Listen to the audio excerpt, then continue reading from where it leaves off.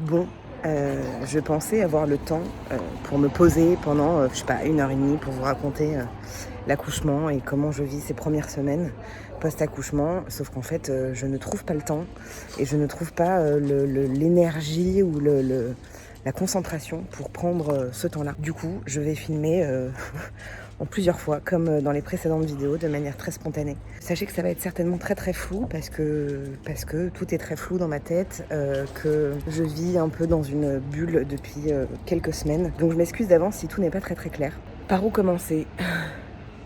Tellement de choses à dire, c'est tellement flou, tout s'entremêle. Je vais rentrer chez moi et je vous reprends plus tard. Super démarrage de vidéo.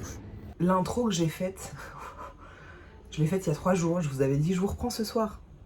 Pas du tout. Il y a des moments où j'ai de l'énergie, d'autres moments où j'en ai pas. Comme là, je n'en ai pas. J'ai pas envie de vous montrer juste le côté joyeux et le côté c'est génial. Tout ce qui vient de se passer est magnifique. Je sais plus où est-ce que je me suis arrêtée dans la dernière vidéo. En gros, avant le travail, franchement, je me souviens plus. Les seules choses dont je me souviens, c'est qu'on a continué de faire des monitorings jusqu'à ce que le bébé arrive. Putain, je suis vraiment à l'ouest là. Je suis vraiment à l'ouest. Parce que je viens de pleurer pendant 1 heure, donc je suis un peu fatiguée.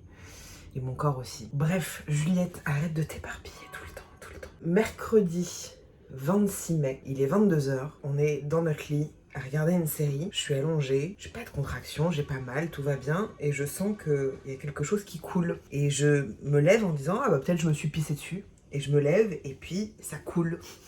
Ça coule et je dis à mon mec, je fais putain, je suis en train de me pisser dessus. Et je vais dans la salle de bain et pendant que je marche dans la salle de bain, ça continue de couler. Donc là, je me dis, je suis pas sûre que ce soit de l'incontinence. Peut-être que c'est la perte des os. Je le vis de manière hyper légère parce que voilà, encore une fois, j'ai mal nulle part. Et moi, je croyais que perdre les os, c'était aussi une douleur. C'était accompagné d'un truc. Je sais pas pourquoi. On est parti à la maternité 1 heure et demie après parce que je me suis douchée, je me suis lissé les cheveux, je me suis habillée avec la tenue que j'avais envie de mettre et on y est allé à pied puisqu'on n'est pas très loin de la maternité. Et je suis pas stressée, mais je suis un peu dans un truc à me dire bon bah c'est peut-être maintenant. Et là il y a une sage-femme qui nous accueille et qui me dit effectivement vous êtes en train de perdre les os et ça continue. C'est-à-dire que même pendant le chemin où on allait à la maternité, mon pantalon et finalement je suis arrivée à la mater en étant trempée. Et quand elle m'ausculte, pareil, tu vois, ça coule, ça fuit. Voilà, ça n'a pas d'odeur, ça n'a pas de couleur. Enfin en tout cas pour moi. Donc elle m'ausculte, elle me dit vous êtes en train de perdre les os effectivement et j'étais ouverte à 1. Donc peu. Mais ça veut dire que ça avait commencé. Donc on monte dans notre chambre et je commence à sentir des douleurs dans le ventre, mais je me dis, franchement ça va, c'est ça. C'est ça les contractions, putain, mais vas-y, mais je fais pas de péridurale. C'était le travail qui était en train de commencer, donc c'est-à-dire que c'était des petites douleurs qui se rapprochent des douleurs de règles, voilà. Et donc je me disais, ouais, c'est pas agréable, mais c'est largement surmontable, quoi. Et en fait, je savais pas que c'était le travail, que c'était... Enfin, je savais pas trop, mais je me disais, vas-y, c'est bon, je gère. C'est vrai qu'entre le moment où je suis arrivée à la maternité et le moment où j'ai accouché, le travail a duré 36 heures au total. En fait, je me souviens juste que pendant ces 36 heures-là, évidemment, le travail il a fait comme ça, c'est-à-dire que les douleurs elles se sont intensifiées, le col s'est un petit peu ouvert, mais pas de ouf. Le col était dilaté à 3 ou à 4.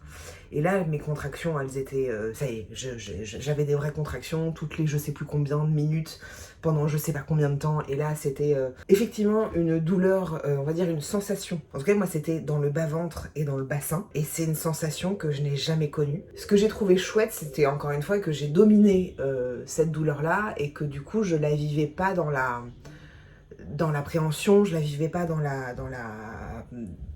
la douleur comme ça, tu vois, je sais pas comment expliquer, mais à chaque fois que j'avais des contractions, en fait, j'arrêtais de parler et je me concentrais en fait sur ce que je vivais et je vivais ça et je voyais ça comme des vagues en fait, vraiment comme la vague qui arrive et qui repart. Jusqu'au moment où on a été dans une salle qu'ils appellent nature et c'était magnifique, c'était un moment sublime. Ça me donne un peu envie de pleurer parce que c'était très beau comme moment. C'était un endroit où tu as un lit, donc pour faire l'amour, pour dormir, pour faire ce que tu veux. T'as des ballons, t'as des tissus où tu peux t'agripper, t'as une baignoire. Donc j'ai pris un bain chaud, on a mis de la musique. Oh, ça m'émeut beaucoup. ce qui s'est passé dans cette salle, parce que c'était vraiment un cocon de bonheur, c'était des lumières tamisées, mon mec était très touché par ce qu'on vivait là. Et pendant cette heure-là, du coup, je n'avais plus de contraction parce que j'étais tellement dans un truc de détente et de, j'allais dire de pleine conscience. Bah en vrai, oui, c'est ça. J'accueillais ce moment avec beaucoup d'amour et beaucoup de bienveillance. Et du coup, les douleurs, les sensations étaient largement surmontables. Je sais plus quelle heure il est, quel jour on est, je me souviens de rien. Mais là se pose la question de est-ce qu'on fait la péridurale maintenant ou pas, ou est-ce qu'on attend encore un petit peu. Et là, je sais pas trop, je suis un peu dans un truc à me dire, bah peut-être que je vais monter dans ma chambre, je suis pas sûre d'avoir envie d'avoir la péridurale tout de suite. Et en même temps, je me suis dit, mais là, si je monte dans ma chambre, je pourrais pas dormir parce que les contractions, elles sont là tout le temps. Donc finalement, on a décidé d'aller dans la salle d'accouchement et qu'on me pose la péridurale. Et alors, la péridurale, c'est aussi quelque chose, c'est-à-dire que moi on m'avait dit non mais attends, ça fait pas mal du tout. Et ben en fait moi j'ai douillé quand même parce que il y avait du coup l'anesthésiste qui était là avec une sage-femme et mon mec qui était devant à me tenir les mains. La première piqûre qui anesthésie, bah c'est vrai que ça c'est pas très douloureux, c'est pas agréable mais c'est pas très douloureux. Mais la piqûre de la péridurale, moi ça m'a un peu défoncé. J'ai comparé ça, je sais pas si vous voyez quand vous allez chez le dentiste et qu'il va toucher un nerf et que ça fait un truc très et ben j'ai eu la même chose, apparemment j'ai broyé les mains de mon mec tellement j'étais genre tendue, avec des contractions qui arrivaient, qui partaient, enfin bref c'était pas évident. On me pose la péridurale, ils me disent qu'il y a un petit bouton où je peux appuyer dessus. D'ailleurs je crois que j'ai jamais appuyé sur ce petit bouton tellement j'étais à l'ouest. Pendant toute la péridurale en fait au tout début je sentais encore des contractions à gauche, puis à droite, en fait je sentais les pics de la contraction arriver et pas toute la contraction mais juste le début. Ils m'ont redosé à des moments jusqu'au moment en fait où j'ai été, j'allais dire surdosée. Bah c'est comme ça que je l'ai un peu vécu, c'est-à-dire que mes jambes je ne pouvais même plus les lever. On était obligé de me bouger tellement je ne pouvais plus bouger mon corps. J'avais que de la sensation dans les bras, mais tout le bas de mon corps était complètement anesthésié. Voilà, le temps passe, et en fait on voit que que le col se dilate très lentement quoi. Donc ils ont mis de l'ocytocine, je vulgarise un petit peu, hein. Mais l'ocytocine c'est un accélérateur pour dilater le col. Et arrive le moment où bah, je suis à 9, un truc comme ça. Et là, il y a la sage-femme qui arrive et qui m'examine et qui voit en fait que notre bébé est en transverse. C'est-à-dire que normalement, ça c'est mon ventre, il doit être comme ça.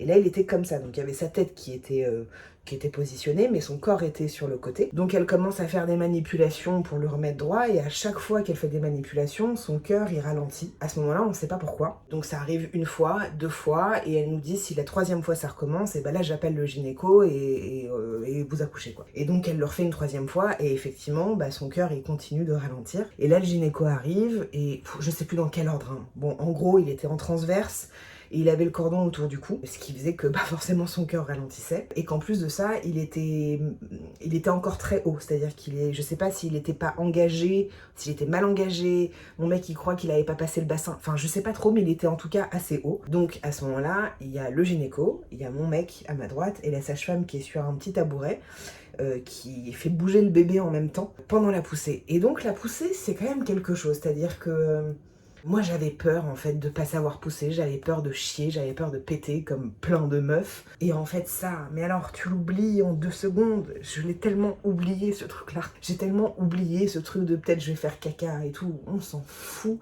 Qu'est-ce qu'on s'en fout? Et j'ai même posé la question, d'ailleurs je lui ai dit est-ce que j'ai fait caca au gynéco? Il m'a dit non non, et puis même si vous l'aviez fait on s'en fout, peut-être qu'il m'a mytho, peut-être que j'ai chié, j'en sais rien. Mais la poussée c'est quelque chose parce que j'étais sur les étriers, mes jambes étaient sur les étriers assez haut.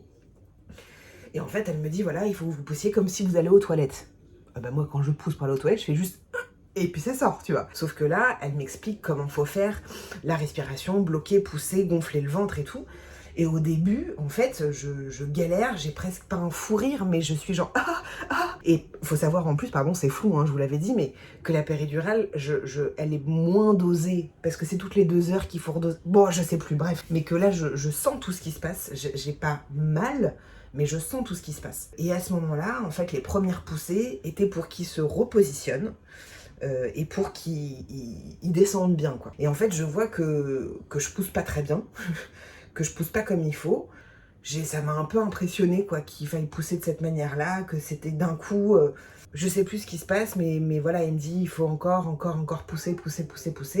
Et là il me dit, Et là, il me dit, je vois la tête, vous n'allez pas avoir de césarienne. Et si vous avez suivi les vidéos, au début, je voulais avoir une césarienne et à la fin, c'était ma pire angoisse. Apparemment, je suis un peu rentrée dans une genre de transe ok, c'est bon, il n'y a pas de césarienne, je vais y aller à fond. Sauf que il y a eu les forceps. Il y a eu les forceps parce que il était encore trop haut.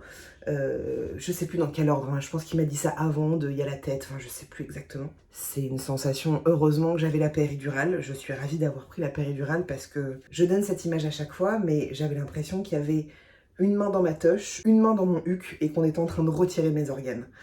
Et en fait, quand il y a les forceps et que je dois pousser, je suis un peu dans un truc de wouah, parce que c'est mi-douloureux, mi-impressionnant, mi-je comprends pas ce qui se passe. Et là, j'ai pas fait beaucoup de poussées. Je crois que mon mec, il m'a dit qu'il y a eu une dizaine de poussées au total. Je pense que l'accouchement a duré 20-25 minutes. Et à la fin, le gynéco me dit il y a la tête, est-ce que vous voulez la toucher? Et moi, j'étais complètement retournée. Et j'ai dit non, je sais pas, oui. Et j'ai touché la tête et c'était bizarre quoi, c'était comme une éponge mouillée avec ses petits cheveux et tout. On nous l'a posé sur moi et en fait j'ai été très émue parce que mon mec était dans une émotion très très forte, à pleurer, à dire des choses magnifiques et je l'entendais et en même temps on me pose mon enfant et c'est tellement un bouleversement énorme, enfin en tout cas c'est comme ça que je l'ai vécu. Et je vous raconterai la suite plus tard parce que là il faut que je me pose 2 secondes parce que j'ai du mal à être debout. Parce que c'est pas tout, en fait il n'y a pas eu que les forceps. Je vous spoil un peu la suite mais bon c'était un accouchement assez sport. Je vous raconte un peu plus tard. Je vous disais en fait que j'ai eu les forceps et que j'ai eu 2 déchirures. Cet accouchement, cette naissance, elle a été assez violente parce que... Enfin voilà, le bébé qui est en transverse, la sage-femme qui vient pour le bouger, son cœur qui commence à battre de moins en moins, le cordon autour du cou, les forceps, les 2 déchirures, une vaginale profonde et une périnéale, donc qui est entre la toche et l'anus, ça fait beaucoup quoi. Et au moment où on me l'a posé, je crois que c'est quelque chose dont il faut qu'on parle. C'est-à-dire que je n'ai pas trouvé mon enfant beau tout de suite, hein, puisqu'il était complètement tout ratatiné, plus les forceps, etc. Et surtout, il y a un peu cette injonction d'aimer son enfant tout de suite, alors qu'en vrai, on se connaît pas. Même si on a cohabité ensemble pendant 9 mois, on me le pose d'un coup et je sens pas cette vague d'amour, je sens pas une vague de pousser le moi, mais plutôt un truc de waouh, qu'est-ce qui vient de se passer? C'est mon enfant, je suis émue, je l'aime, en même temps non, en même temps enlever le moi, j'ai eu un peu toutes ces sensations-là. Il y a vraiment cette notion qui prend vraiment tout son sens de devenir responsable de quelqu'un d'autre et d'un coup, on doit aimer quelqu'un d'autre, quoi. Je sais pas comment vous dire et je l'ai pas vécu de manière douce. Je sais pas si c'est très clair ce que je vous dis. Et même encore maintenant, alors qu'il va avoir bientôt 1 mois, il y a des moments où quand je le regarde, je l'aime et je le trouve magnifique et d'autres moments où j'ai envie de dire c'est bon, voilà, on a gardé cet enfant, vous pouvez le reprendre, ou j'ai pas ce sentiment d'amour. C'est difficile à expliquer tant qu'on le vit pas, vraiment. Et ensuite, c'est passé, je dirais, le pire moment pour moi, la pire période. L'après-accouchement, je le trouve très difficile. Enfin, je l'ai trouvé très difficile pour plusieurs raisons. Il y a eu cette chute d'hormones qu'on dit qui arrive au 3e jour, et alors moi, je l'ai vécu comme il faut, c'est-à-dire que du matin au soir, j'étais en larmes de bonheur, de tristesse, de colère, d'inquiétude, de «Oh, c'est merveilleux» et dire à mon mec «Mais tu le changes pas assez vite, il va avoir froid», enfin de «Regarde, on est parents», enfin et c'était très, très dur. Toutes les sages-femmes et toutes les auxiliaires, nous disaient des choses très différentes et donc tout se contredisait et donc on avait des avis très différents. Une nous disait bleu, l'autre disait noir, l'autre disait orange, l'autre disait violet et c'était très difficile je trouve de se faire un propre avis. D'autres qui étaient assez virulentes, d'autres qui étaient très douces. C'est ça que j'ai oublié de dire. Après l'accouchement, on m'a posé une sonde urinaire parce que je n'arrivais pas à faire pipi. J'avais extrêmement mal. Donc on m'a posé, enlevé une sonde urinaire. Donc après j'ai chopé au retour chez moi une infection du rein aiguë, une pyélonéphrite aiguë avec 42 fièvres, je grelottais, enfin bref, c'était dû à ça. En fait, tout ce séjour à la maternité, on s'est sentis avec mon mec un peu comme des cons. Parce qu'il y avait tellement d'avis différents sur tout, que on était vraiment genre «Ah bon? Ah d'accord. Ah faut faire comme ça. Ah non, faut pas faire comme ça. Ah oui d'accord». Et on s'est dit: «Putain, mais en fait, on saura pas gérer quoi». avant même d'avoir eu le désir d'avoir un enfant. Je m'étais toujours dit, si un jour j'ai un enfant, j'allaiterai. C'était même pas questionnable en fait. Pendant que j'étais enceinte, c'était pareil. C'était pas questionnable, c'était oui, je vais allaiter pendant 6 mois, un an et demi. C'était même pas un sujet en fait. Le dernier mois de ma grossesse, j'ai eu du colostrum. Et je sais que ça n'arrive pas forcément à toutes les femmes, donc j'étais un peu genre, et ouais mon gars. Et donc j'accouche, et en fait quand on me le pose sur moi, on me dit bah mettez-le au sein. Et moi j'ai pas eu envie, je me suis dit j'ai pas envie de lui imposer, de lui mettre un truc dans la bouche tout de suite, j'ai envie qu'il vienne le chercher d'abord. Donc je l'ai posé sur moi et il a commencé à venir chercher le sein, mais sans le mettre dans la bouche, mais à comprendre le chemin quoi. On dit en général qu'à je sais même plus maintenant, entre J3 et J5, qu'il y a notre montée de lait après l'accouchement. Qui dit montée de lait dit en règle générale des douleurs, une sensation dure dans les seins, d'avoir des obus et puis le lait qui arrive. Moi j'ai pas eu ça, j'ai eu rien de tout ça et j'ai toujours pas eu ça. Très vite en fait je le mets au sein et il le veut pas. Il le refuse, j'ai très peu de lait, j'ai pas beaucoup de lait. Donc c'est là où ça a été très compliqué. À la maternité, on avait plein d'infos différentes. Il y en a qui disaient tirez votre lait 7-8 fois par jour. D'autres qui disaient non, mettez-les juste au sein. D'autres qui disaient il faut quand même avoir un petit peu un complément, biberon. Enfin, c'était un peu difficile de se faire un vrai avis. Et moi, j'écoutais ce qu'on me disait. Donc, je tirais mon lait entre 5 et 7 fois par jour, mais il n'y avait rien dans les bouteilles. J'essayais de le mettre au sein, mais il voulait pas. Et puis, jusqu'au moment où on nous a dit, faut avoir un petit complément, il faut lui donner un petit biberon. Et moi, j'étais très contre ça. Parce que j'avais pas envie, parce que, comme je vous ai dit, voilà, moi, c'était écrit en fait que j'allais allaiter et que j'allais pas donner le biberon quoi. On a vécu des trucs un peu douloureux, c'est-à-dire le mettre au sein et la pâter avec une seringue de lait artificiel sur mon sein pour qu'il vienne prendre le sein. Je tirais mon lait à 4h du mat', j'étais la seule du service à tirer mon lait comme une malade et il y avait vraiment genre 10 millilitres. Jusqu'au moment où on a dû lui donner des biberons et évidemment il a été dessus sans problème et là ça a été un peu traumatisant pour moi parce que je me suis dit putain mais il veut pas de mon sein, il ne m'aime pas, je n'ai pas assez de lait, ça doit avoir un mauvais goût, je n'ai pas les bons nénés.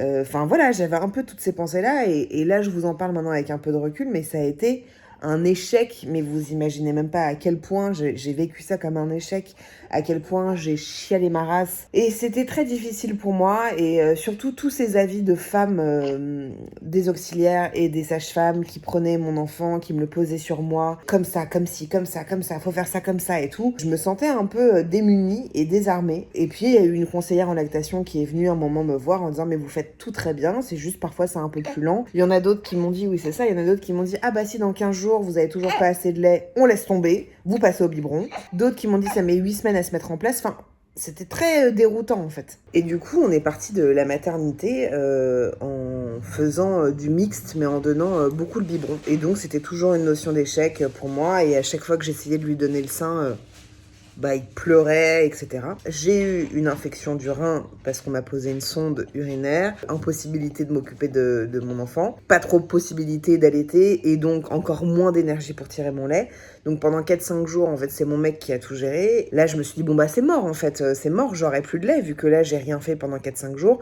Que j'ai pas de douleur, vraiment, j'ai des sensations, mais j'ai pas de grosses douleurs. Que en plus de ça, j'ai pas l'impression qu'il demandait le sein. Ce qui a changé au moment où je suis rentrée à la maison, c'était de me dire, oui, pour moi, l'allaitement, c'est important et que oui, en fait, de pas lui donner le sein, pour moi, c'est une notion d'échec. Et en même temps, j'ai pas envie de m'acharner, j'ai pas envie qu'à chaque fois que je lui donne le sein, il se vénère, il pleure, il soit en colère. Juliette, tu vas mettre un peu ton désir de côté et ta frustration de côté. Et le plus important, c'est que ton enfant prenne du poids. Et ça a commencé à rentrer petit à petit dans ma tête. Mais quand même, à chaque fois qu'on lui donnait un biberon, j'essayais de le mettre au sein. Parfois ça marchait, parfois ça marchait pas. Et puis on a rencontré une personne qui a un peu tout changé, je dirais, qui est une conseillère en lactation. Elle me voit donner le sein à mon enfant et elle me dit bon, vous faites tout très bien. Et puis elle examine notre fils, ce que personne n'a vraiment fait. Elle examine la bouche de notre enfant et en fait on se rend compte qu'il a des freins de langue, de bouche et de joue très courts et elle me dit voilà en fait le problème il est uniquement là, le biberon il le prend parce que ça coule dans sa bouche et le sein ça demande un petit effort donc il a pas envie, donc c'est normal que vous ayez pas énormément de lait parce que vous faites du mixte qui vient pas tout le temps au sein. Quand j'ai appris ça, ça m'a un petit peu déculpabilisée quand même si j'ai toujours du mal à y croire. Je me dis toujours que c'est de ma faute et qu'il aime pas mon sein, bien que là il y soit. Donc là on a des exercices à lui faire faire tous les jours, 3-4 fois par jour, pour assouplir ses freins, etc. Et puis il va se faire opérer en août. Il se fait pas opérer juste parce que j'ai envie d'allaiter, on n'est pas aussi égoïste que ça, mais c'est surtout parce que ça peut poser des problèmes de dentition pour plus tard, d'alimentation et de diction. C'est surtout par rapport à ça en fait. Et aussi, c'est que là il va avoir donc 1 mois, et qu'il est extrêmement tendu, c'est-à-dire qu'il lève ses bras, il se lève sur lui-même, il pousse ses jambes, et tout ça c'est dû aussi à ses freins. Moi si c'était juste parce que ça pouvait améliorer l'allaitement, franchement je pense que je n'aurais jamais fait cette opération. Tout ça pour dire qu'on fait du mixte et que la nuit c'est surtout du biberon et la journée c'est les deux. Qu'il arrive plus facilement à prendre le sein parce qu'on fait ces exercices là, et que moi j'ai un peu lâché prise aussi, c'est-à-dire que quand il veut pas mon sein, et j'arrête de culpabiliser et je me dis que lui donner des biberons, et c'est pas si merdique que ça, et que le plus important c'est qu'il soit en bonne santé et que juste mon désir, je le mets un peu de côté. On a vu plein de spécialistes différents parce que j'avais envie de comprendre ce qui se passait et j'avais pas envie de lâcher l'affaire. Et puis c'est surtout que je vois que quand il est sur mon sein, alors effectivement je ne vois pas combien il prend, mais je vois qu'il est bien, je vois qu'il s'endort parfois, que moi c'est un moment que j'adore. Et en fait finalement de faire du mixte, finalement ça nous convient plutôt pas mal. Comme ça mon mec il peut lui donner à manger aussi. Au-delà de l'allaitement, une fois qu'on est rentré à la maison, il y a cette histoire de postpartum quand même qui est qui est un sacré truc et on nous en parle pas. On nous dit juste oh ouais c'est difficile, c'est vertigineux, c'est un ouragan, c'est un tsunami de plein de choses. Déjà pour moi il y a ce qui se passe physiquement. Donc je vous ai dit, j'ai eu les forceps, 2 déchirures, une vaginale, une périnéale, avec des douleurs au clitoris en permanence à cause de clitoris, dans cette zone-là, à cause de la sonde urinaire. Il y a le poids que moi j'ai perdu très vite. Depuis le 1er septembre, parce qu'on l'a conçu le 1er septembre, au total j'ai perdu 16 kilos. J'ai perdu 13 kilos pendant la grossesse, j'en ai repris 8 en fin de grossesse, et au moment où j'ai accouché, le lendemain, j'ai voulu me peser et j'ai perdu 10 kilos. Et en fait, je me suis pas reconnue dans le miroir, parce que ça fait pas loin de 5 ans que j'ai pas fait ce poids-là, que j'ai pas été aussi mince entre guillemets. Je sais que pour le coup, en général, les femmes prennent du poids et qu'elles se reconnaissent pas dans leur corps parce qu'elles ont encore le ventre de la grossesse. Moi j'ai perdu tout mon ventre, ça s'est creusé sur les côtés et c'était même pas la notion de j'aime pas, c'est juste je me disais putain je reconnais pas ce corps là, alors que quand j'étais enceinte, que mes seins ils ont grossi, que les aréoles aussi, que le ventre aussi était gros, je l'ai hyper bien vécu, j'ai trouvé ça même plutôt très beau de voir mon corps changer. Par contre de me voir perdre du poids sans l'avoir décidé, c'est quelque chose qui a été un peu déroutant pour moi. Alors je suis contente, mais je suis contente.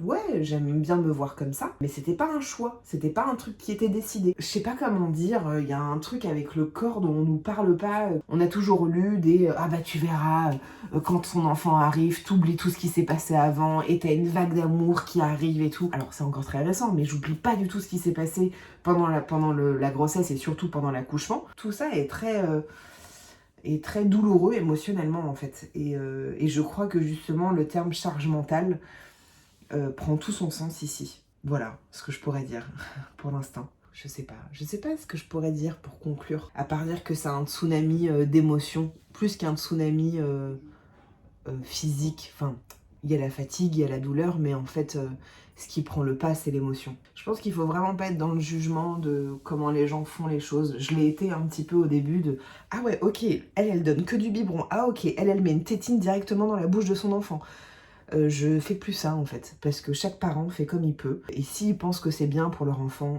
c'est ce qui leur convient. La meilleure manière d'éduquer son enfant, c'est sa manière à soi. Voilà, c'est inventer son éducation, c'est s'écouter, et je pense qu'au final, on a beau nous donner 12 milliards de conseils, on a beau avoir plein de professionnels de santé autour de nous, personne sait mieux que nous ce qui est bon pour notre enfant, ou pas. Et c'est ce que j'essaye de faire de plus en plus, mon mec aussi, il innove de son côté, moi aussi, et ça va aller, et ça va le faire, et c'est une nouvelle aventure, quoi. C'est une nouvelle aventure qui est très émouvante, qui est très fatigante, qui est magnifique et triste aussi parfois. Je sais pas si cette vidéo vous aura aidé, si cette vidéo a été claire pour vous. Pour moi, ça ne l'était pas du tout. J'ai l'impression que tout ce que je vous ai dit était flou, qu'il n'y avait rien de cohérent.